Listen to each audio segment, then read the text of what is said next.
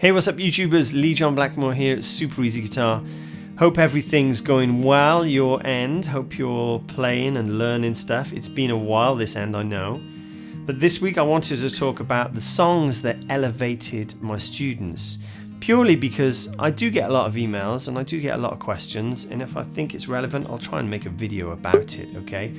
And by the way, if you did want to send me any questions or messages, you can find me on Instagram or Facebook, or you can sign up to the newsletter over on my website, and I send updates out there maybe once a month, okay? So check that out. So I've set this into kind of like 3 tiers. I've picked like 3 main songs that keep on cropping up. And I've started off with obviously beginners that help them move on into that more advanced beginner, leaning towards intermediate. And then I've kind of got like the intermediate stuff, you know, getting to the higher end of that intermediate, more not quite advanced, but leaning into advanced. And then, you know, the higher intermediate definitely going into more advanced stuff. Okay, so there's one song that was written in 1991 by Tom Petty, and it's 4 chords all the way through. Now, my beginners love this, and I pick it because it's deceptively difficult, but once you got it, it's kind of cool, right? And I often, if I've got a new student, I often throw people these chords. So F, it's kind of my tester to see where you sit as a beginner. If you can do an F can be a difficult chord, right? As you know, if you're a beginner. So F, C, A minor, G. Right now you're shouting at the screen, I know exactly what song this is. Now I asked some people to play it and they kind of do this, right? So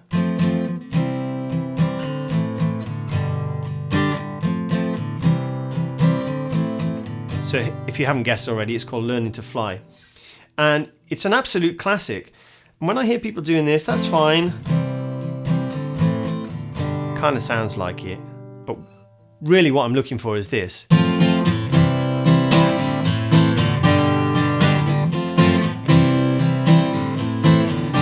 Now, I'm exaggerating that rhythm just so you can see what's going on. Because a lot of my students, I see them, you know, when they first come to me, I see them doing these downstrokes, which is normal for a beginner, and it is actually relevant for certain songs. For example, if you're playing something like this,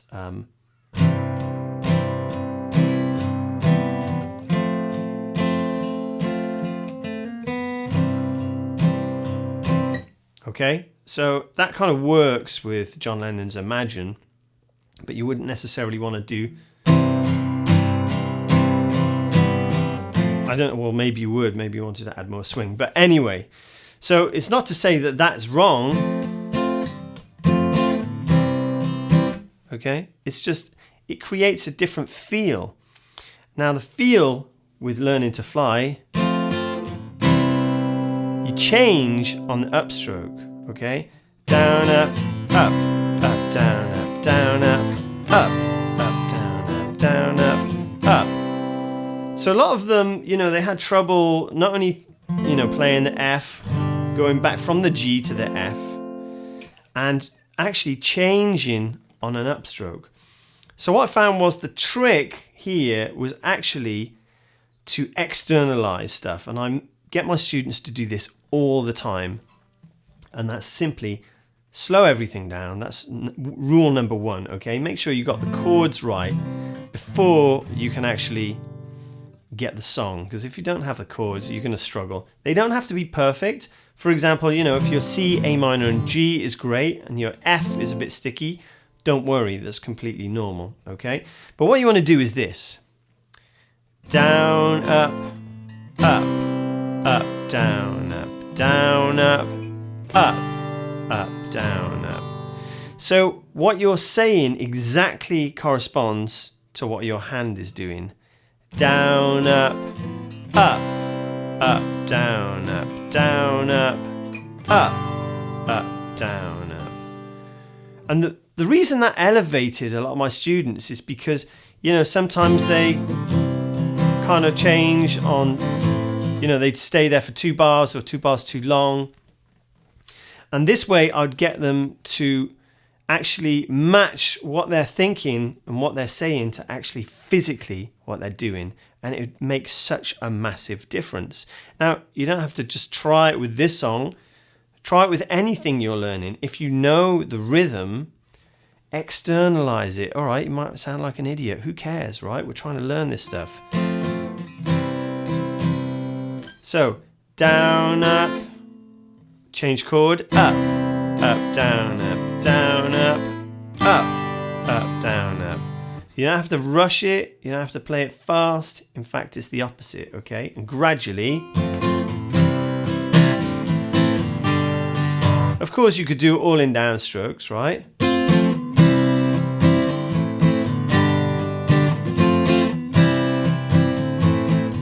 Just throwing in a little down up to keep it interesting. But you get the idea. If you watch the video, you could put a rhythm tap in there.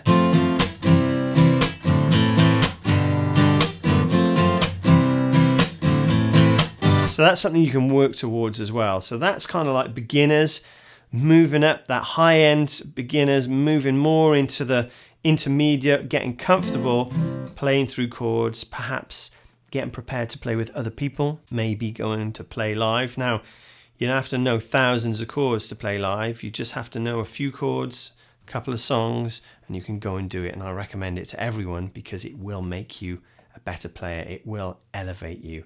Now, of course, every single song you learn will elevate you to a point, right? Of course, you're always going to get better whatever you learn. But this is just a couple of examples that helped my students over the years, and I thought they might help you. So the next one I picked, I've got some notes down here, was a song I had to learn for a wedding. I kind of messed around with playing it for years, and then someone wanted to walk down the aisle to it. And I was never a Beatles fan. I was never a huge Beatles fan. But it was... And you probably know, you know, you've heard 1,000 people playing this song. It's kind of like, you know, the Beatles' go-to song. But it was the first song I think I learned without playing with a guitar pick. Now, I've done a full tutorial on this, okay? So you can check that out. But that was one of the ones that required me to step outside of my comfort zone, throw away the guitar pick, and actually, you know, try and find where those fingers, where those strings are under my fingers. And of course I can play it with a guitar pick as well, with a little bit of hybrid picking, so I'm kind of using the guitar pick and fingers.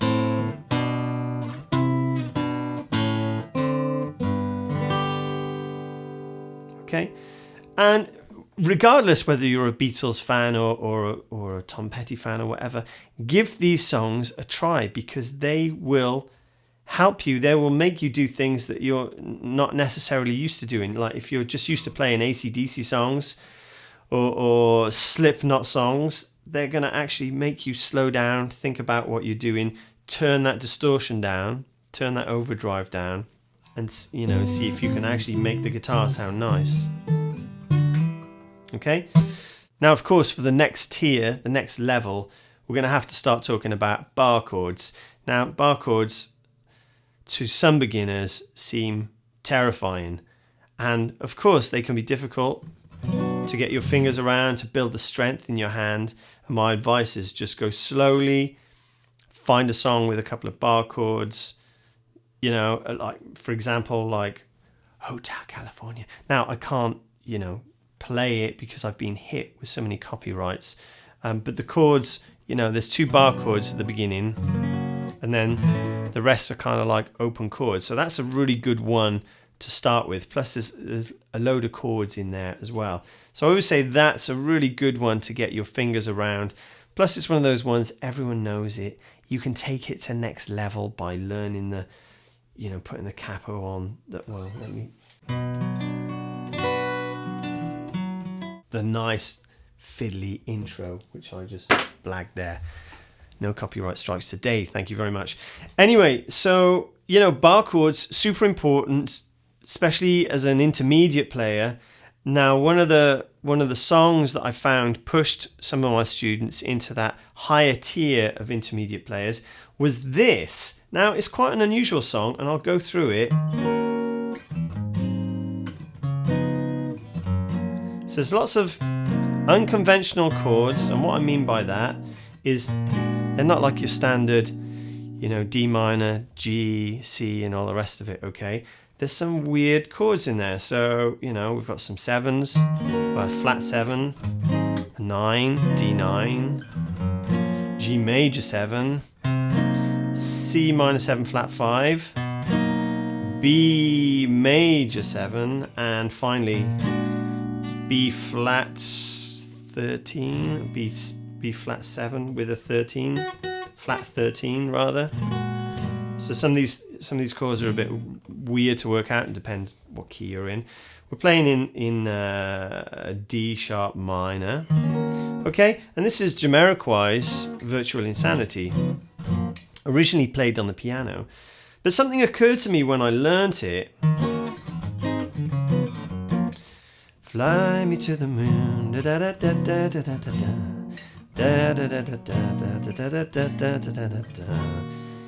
It's based on a jazz progression, you know, and there's no rule about, you know, copying progressions. I mean, we all know the 1-4-5. We all know that stuff. We know the 2-5-1s. You know the. So it kind of falls into that category, and it's a pop song, effectively. But behind the pop song, there's jazz. There's jazz going on, okay? And it's interesting to learn because the melody as well is actually it's based on a minor pentatonic, E flat minor pentatonic, which was why I used to cover it in my band, because it was good fun to play. You could jam over it. People could join you, jam over it as well. But not only that, there was another song that cropped into my head. I saw a video recently. Isn't she lovely? Da, da, da, da, da, da, da. Isn't she lovely? So we've got Stevie Wonder's Isn't She Lovely as well. So you'll see this progression pop up all over the place, like many, many songs. But the one thing that, you know, is different about this is there's a shift in the chorus. Futures made of virtual insanity always seems to sound familiar. It certainly sounded familiar to me because it was just the two of us. We can make it if we try. Just the two of us, you and I. Whether it was accidentally taken off or just those concepts or those ideas fused together, who knows? But there's a lot of stuff in that song that you can take a great deal from. You know, learn these alternative chord shapes. They're not as complicated as you think, and they will take you next level. You could always throw away the pick. Play with fingers gives it a different feel, right?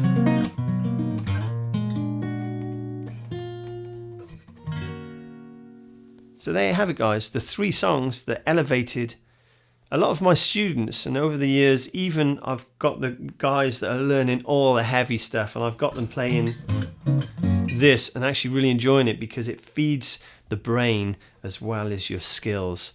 So I hope you enjoyed that. Give it a go. Don't forget to subscribe. And if you have any questions or comments, you can either email me or fire them in the comments box below. I read most of them, to be honest. And you know, you can hook me up over on Instagram if you have any requests, or you just want to have a chat. I look forward to speaking to you over there, okay? Take care. I'll see you again very soon.